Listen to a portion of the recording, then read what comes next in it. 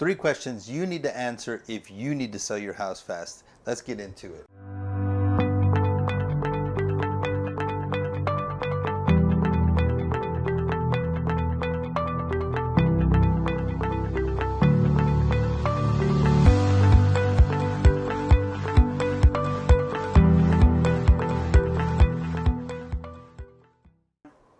The first question you need to answer is, what's your timeline?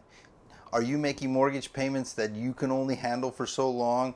Are you making tax payments you can only handle for so long? Is the property getting damaged every day that you need to sell it right away before it makes it worse, right? Those are questions you need to answer. Number 2, how much do you want to spend? If you are going to fix it, which we generally highly recommend, because every house needs updating. You know, the tile that was cool 5 years ago is not cool today, and it won't give you top dollar. The color palettes that we were using, 5-10 years ago are not cool now. Whereas like a lot of the old colors were like browns, light creams, like a milkshake type color. Now it's these grays, light colors, super white, like off-white colors. Those are some things you have to think about. Do you need major repairs? Back in the day, swamp coolers were able to sell your house with a swamp cooler, but now you have to sell your house with refrigerated air. And if it doesn't have refrigerated air, it's gonna sit, because once you go refrigerated air, us in El Paso, we're not going back, right? You're gonna get a divorce if you go back, right? Updates. So, and that's just a couple things. Is the roof leaking? Is the carpet torn? Is the moldings 2 inches where now it's 5 inches? Is the doors just a regular panel, straight with no panels, or is it a 6-panel door? Is your stucco that old heavy texture? Is the walls heavy textured, which dates the house? Is your kitchen a closed floor plan, where now you want it to be an open floor plan to kind of get that top dollar in the market? All these things add up, and they cost money, or minor details. So it's like, I'll give you an example. A lot of times I go to sellers' houses and they're like, yeah, I replaced this fan. Yeah, when you bought it 20 years ago, you upgraded this fan, but now this fan is not cool no more, okay? Now this light fixture is no longer cool. Now these, these colors that you picked out are no longer cool. These things change. Even though you spent money on your house, it's no longer in style, because the style is constantly changing. And every buyer is watching HGTV thinking that their house should look like that. That's why everybody's buying new homes. That's why new homes are flying off the market and they can't keep them.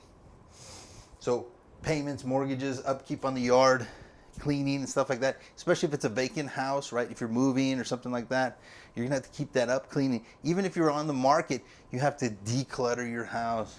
You have to clean the yard. You have to manicure everything, because it has to stay up, right? Because when you get that buyer in the property, you've got 10 seconds, 10 minutes before they make a decision whether or not they're going to buy that house. And these buyers now are so picky that if you have a door with a brushed nickel doorknob and a hinge that's gold nickel plated, they're not going to buy it, because they're going to think they have to do work. And none of these buyers want to do any work. They want to move in and be able to Instagram the house right away. Lastly, selling price. This is a big one.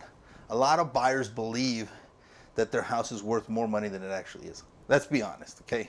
I know this is a hard video because I'm just beating everybody up, but it's true. Even me, myself, I probably would say that, right? Is you have this idea in your mind while you have your house that it's worth more than it actually is. And every time you do something to the house, you feel like you're adding $10,000, $15,000. I had a seller one time, they were like, we did concrete trim walkway around the backyard.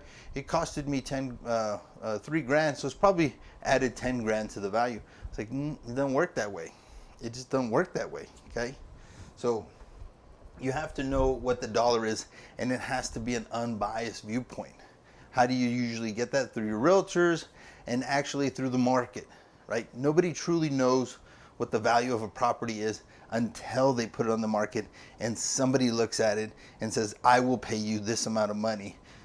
And it's big money right now, right? You're talking $100,000, $200,000, $300,000 putting a house on the market. Somebody's gonna pay you that money and buy your house and go into debt to live in that house. They want it to be the way they want it to be, okay? And most of the decisions is not coming from the guys.